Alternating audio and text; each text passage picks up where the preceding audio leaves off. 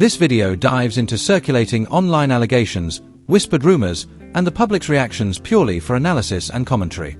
Nothing here is presented as verified fact. Too much pressure on Tyler Perry. You know what I mean? He ain't put nobody on. The people that been in his productions, they not famous. All of them can walk through the mall without security. Hollywood just hesitated, and this time it wasn't because of a rumor, a tweet, or a leaked DM. It was something far more unsettling. It was a pattern. And once that pattern clicks, there's no going back. Because what if everything you were taught to believe about power in Hollywood is completely reversed? What if the biggest platforms don't actually lift people up, but slowly drain them?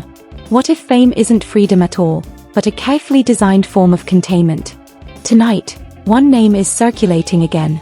Not shouted, not defended, just whispered. Tiana Taylor. And no, this isn't the fairytale narrative the media packages so neatly. This isn't about raw talent, perfect timing, or the idea that she just worked harder. This is about strategy, about alignment, about who gets shielded and who gets processed. According to what Katt has allegedly been signaling, Hollywood doesn't operate on love or loyalty. It operates on leverage. Relationships aren't emotional. Breakups aren't random. And silence. Silence is the most expensive currency in the room. Ask yourself this: why do so many people pass through powerful systems and come out without any real power of their own? Why do the faces keep changing while the machine stays exactly the same? Why do those who follow the rules survive, while the ones who challenge them quietly vanish? This isn't about placing blame on any single person. It's about observing who benefits, who stays quiet, and who keeps rising while everyone else remains stuck. Behind the red carpets and standing ovations lies a much colder truth, where ambition is disguised as romance, opportunity feels like rescue, and emotional moments become strategic career pivots. Katt isn't mentioning names by coincidence. He's pointing toward a system, one that rewards compliance and punishes resistance. A system where timing is everything, optics hold value, and people are entirely replaceable. So before dismissing this as gossip, before calling it coincidence, ask the uncomfortable question. If Hollywood truly runs on talent, why does it keep producing control? And if this is all just speculation, why does the room grow tense the moment it's spoken out loud? Stay with me, because once this story begins to unravel, it doesn't stop at fame.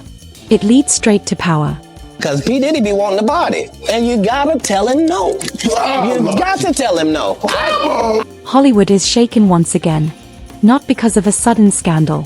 Not because of leaked footage or a courtroom filing, but because a pattern is being quietly spoken, almost reverently. This time, the name circulating in whispers isn't shouted. It's measured. Careful. Almost hesitant. Tiana Taylor. And no, this isn't the version of the story you've already seen. This isn't the polished timeline. This isn't the press-approved narrative where everything is growth, healing, and the next chapter. This is the story people only tell after the cameras go dark. According to what Katt has allegedly been signaling, Hollywood doesn't operate on love, loyalty, or even raw talent. It operates on timing, on alignment, on knowing exactly when to stay silent and when to pivot. That distinction changes everything. Because when Tiana Taylor's marriage to Iman Shumpert fell apart, the public saw heartbreak. But insiders say Hollywood saw transition. Allegedly, this wasn't just a personal ending, it was a directional split. Iman, by most accounts, sought stability. A family man image. A slower lane where legacy outweighed expansion. Tiana Taylor, however, according to whispers that refused to fade, was aiming wider, global reach, Hollywood access, influence beyond music. Katt alleged framing isn't about blame. It's about misalignment. When two people want two very different futures, love doesn't always survive strategy. The divorce happened. Fans watched the unraveling publicly. But Tiana Taylor didn't collapse. She moved. And that's when the industry started leaning in, because what followed didn't appear random. First came Aaron Pierre, a fresh face, British accent, commanding roles, an awards-coded presence. Hollywood insiders quietly tagged him as next up. According to industry whispers, the connection between Tiana Taylor and Aaron wasn't framed as romance behind closed doors. It was strategy, positioning, not emotion. Katt Williams has allegedly hinted that in Hollywood, rebounds don't always mend hearts. Sometimes, they build ladders. But that chapter didn't last long. And when it closed, the pivot didn't slow, it accelerated. That's when speculation went global. Leonardo DiCaprio. No confirmations. No photos revealing the full story. Just patterns. Fashion Week proximity. Private industry circles. Elite access that never happens by accident.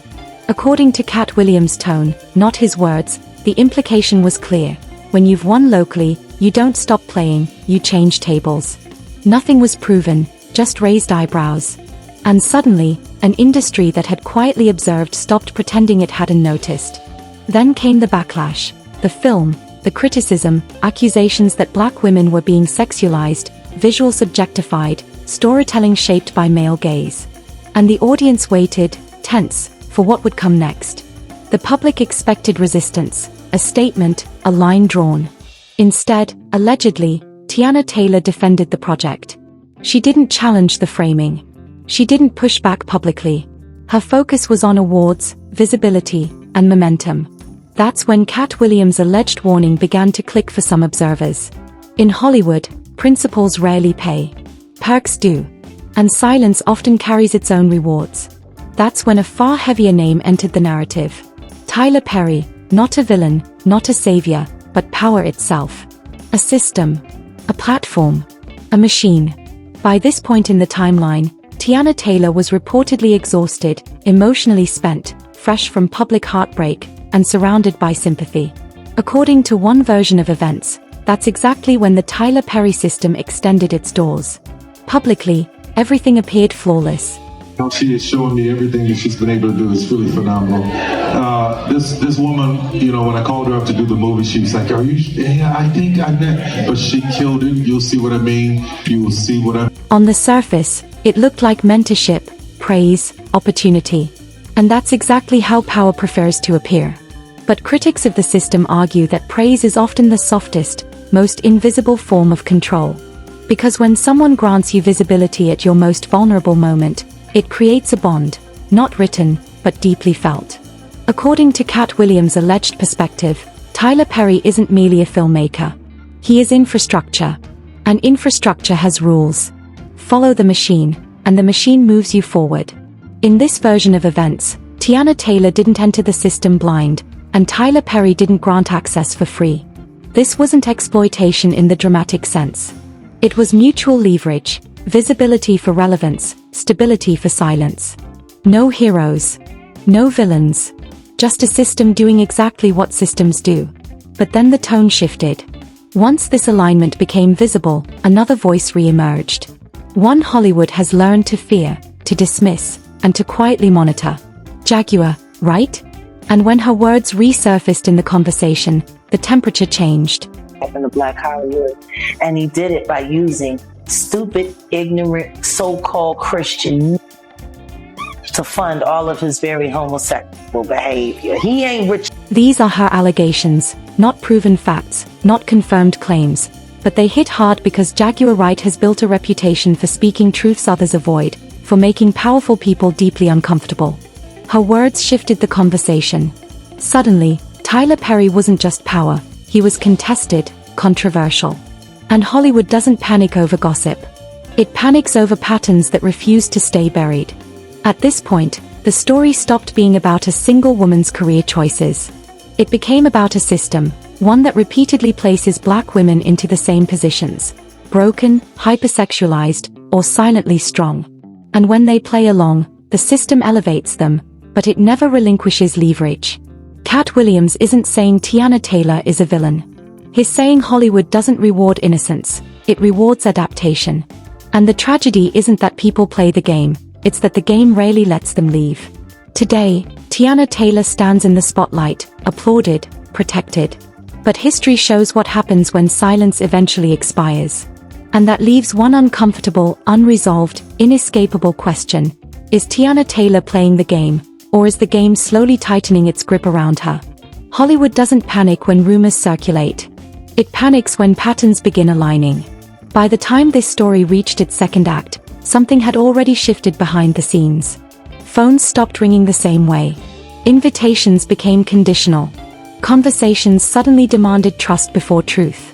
Because once a system realizes it's being watched, it doesn't explain itself, it repositions. At this stage, the narrative surrounding Tiana Taylor became unusually controlled. Not louder, not defensive, just precisely managed. Public appearances were polished. Messaging stayed consistent. No emotional outbursts. No messy responses. And in Hollywood, restraint is never accidental. According to industry observers, this is the phase where careers don't collapse, they are managed. Damage isn't denied, it's redirected. Uncomfortable questions are buried beneath curated success. What makes this moment different isn't what was said, it's what wasn't said. No direct rebuttals. No confrontations. No clarifications. Just movement. Projects rolled on. Doors quietly stayed open. Visibility increased. And that's when critics of the system began raising eyebrows. In Hollywood, momentum after controversy never occurs by chance. It happens when someone higher up decides the narrative still holds value. This is where most people get it wrong. Power doesn't destroy talent, it absorbs it. And once absorbed, the rules shift. The silence surrounding Tiana Taylor wasn't emptiness. It was containment. A reminder that in certain circles, survival depends on discipline. Say less, show more. Never disrupt the machine that's lifting you. According to the alleged framework Katt Williams has hinted at, this is where the real test begins. Not when things fall apart, but when they start working again. Because recovery under a system always comes with terms, and those terms are rarely written down. At this point, the conversation around Tyler Perry shifted as well, not overtly, quietly. Public praise continued. Professional alignment remained intact, but the whispers changed tone. The question was no longer, is he powerful? That was never in doubt. The question became, what does that power demand in return?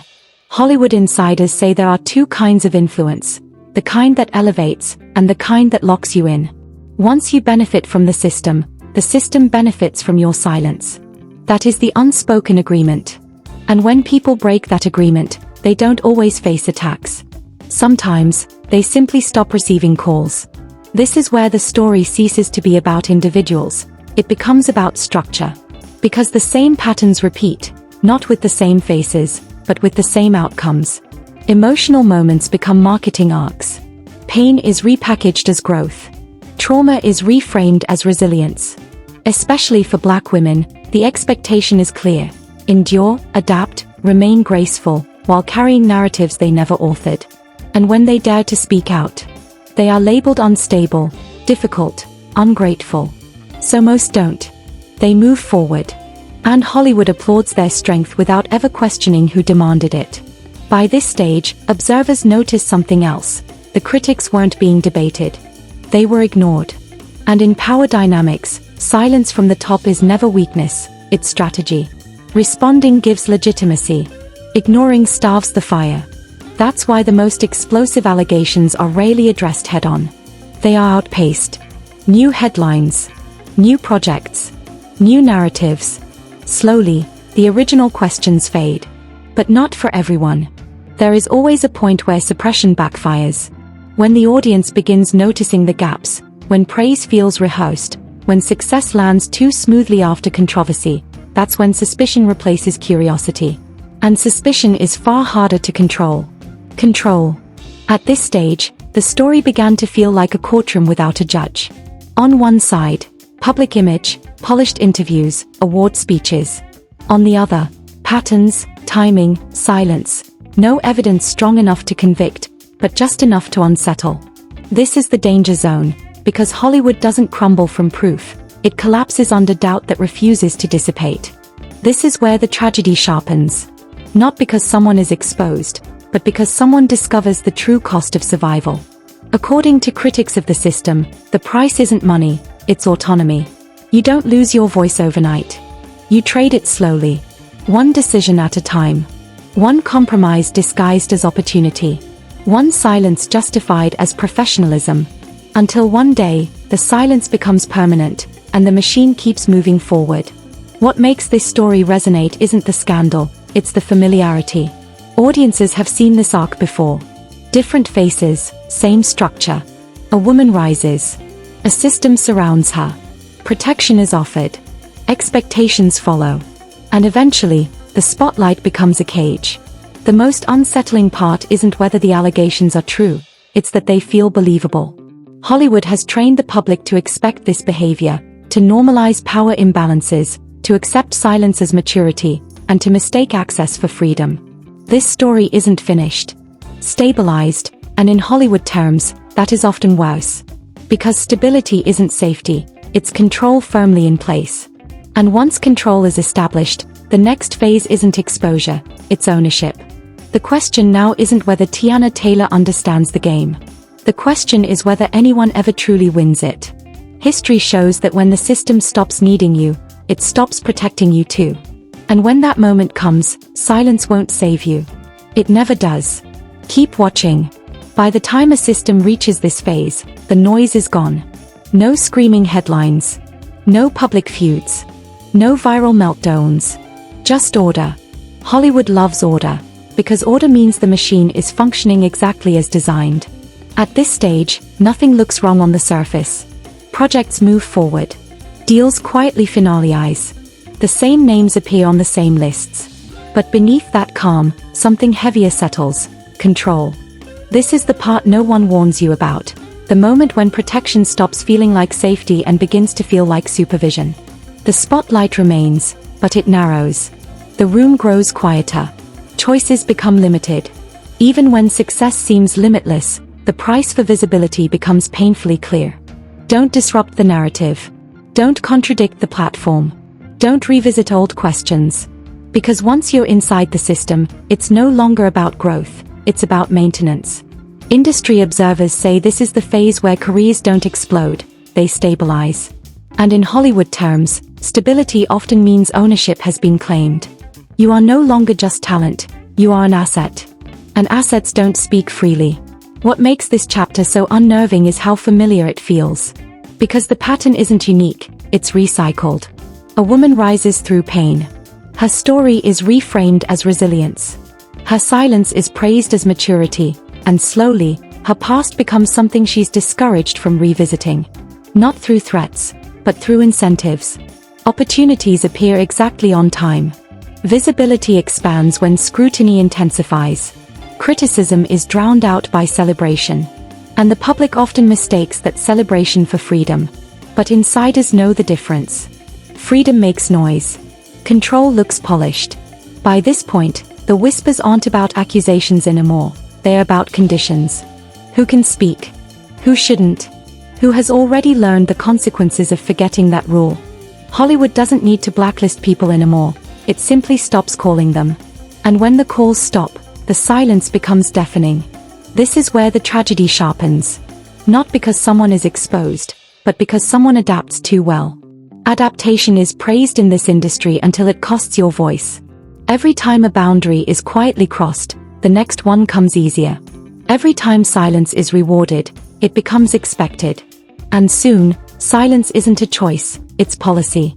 Observers note this is the moment when personal identity begins to blur. When public image replaces private truth. When emotional experiences are processed not internally, but strategically. Pain becomes a tool. Healing becomes branding. Trauma is edited for palatability. Especially when the person at the center is a black woman, they are expected to endure without complaint, smile through pressure, accept the narrative handed to them, and call it empowerment. And if they don't, they are labeled difficult, unstable, ungrateful. So most comply. And compliance keeps the machine running. What's haunting about this stage isn't what's happening, it's what isn't happening. No public reckoning. No accountability. No closure. Just momentum. And momentum becomes dangerous when it's moving in the wrong direction. Because once the system decides you're valuable, it doesn't let go easily, it tightens its grip. This is where the courtroom analogy fits perfectly. There is no judge. No verdict. No sentence. Only an unspoken agreement. You stay in line, we keep you elevated.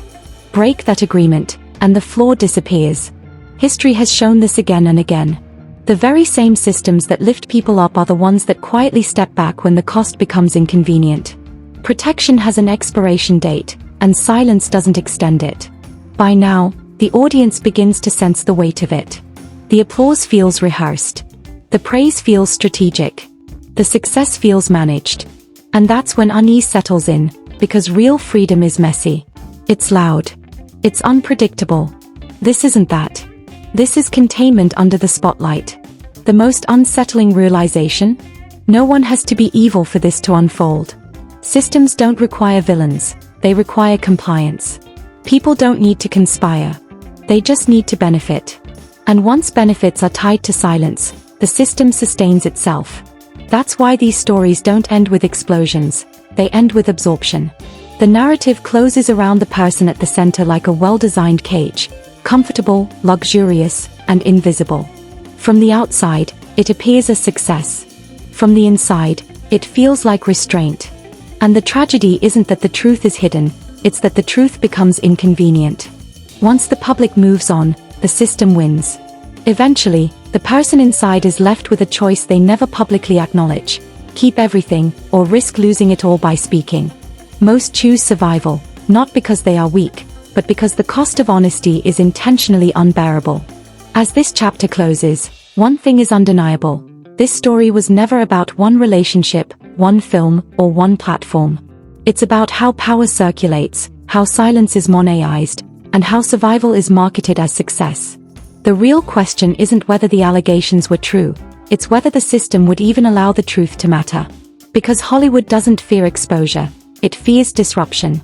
And disruption doesn't come from whispers. It comes from voices that refuse to be managed. By the time the credits roll, the audience is left with an uncomfortable understanding. Some games don't have winners, only survivors. And in a system built on leverage, survival always comes at a price. The spotlight stays on. The machine keeps moving. But somewhere beneath the applause, a silence remains, heavy, deliberate, telling. Because when power stops responding, it's not because it's innocent. It's because it has already decided who matters, and who doesn't. Because it's already decided who matters and who doesn't. The story doesn't end here. It simply disappears into the system, like so many before it. They don't warn you when silence becomes permanent. They don't send a memo when protection quietly expires. One day, the calls slow down. The next day, they stop altogether. That's how Hollywood ends stories it no longer wants to answer. Not with denials, not with lawsuits, but with absence. And that absence is louder than any allegation could ever be. Because when a system knows it can outlast outrage, it waits. Let emotions burn out. Let attention drift. Count on the audience moving to the next headline. That's the betrayal nobody talks about. Not the relationships. Not the promises. But the moment you realize your silence was never respected. It wasn't a choice, it was expected. This is how people get trapped between survival and truth. Speak, and you risk everything you've built. Stay quiet, and you slowly disappear into something that doesn't even feel like you anymore. The tragedy isn't that power exists. The tragedy is that power pretends to be opportunity. It tells you you're chosen, that you're protected, that you're safe, until you're not. And when the spotlight finally moves on, you're left holding the weight of every compromise you made just to stay standing. That's the part the cameras never show. So before you defend the system, before you dismiss the patterns, ask yourself, why do so many stories end the same way? Why do so many people rise fast, fall quietly, and are never spoken about again? This isn't about proving guilt, it's about recognizing the cost. Because in this industry, loyalty is rented, not earned, and silence is the most expensive payment of all. Now, the question is yours to answer. Was this strategy? Was this survival? Or was this a game designed so no one ever truly wins? Drop your thoughts in the comments. And remember, the stories that hurt the most are the ones that feel familiar.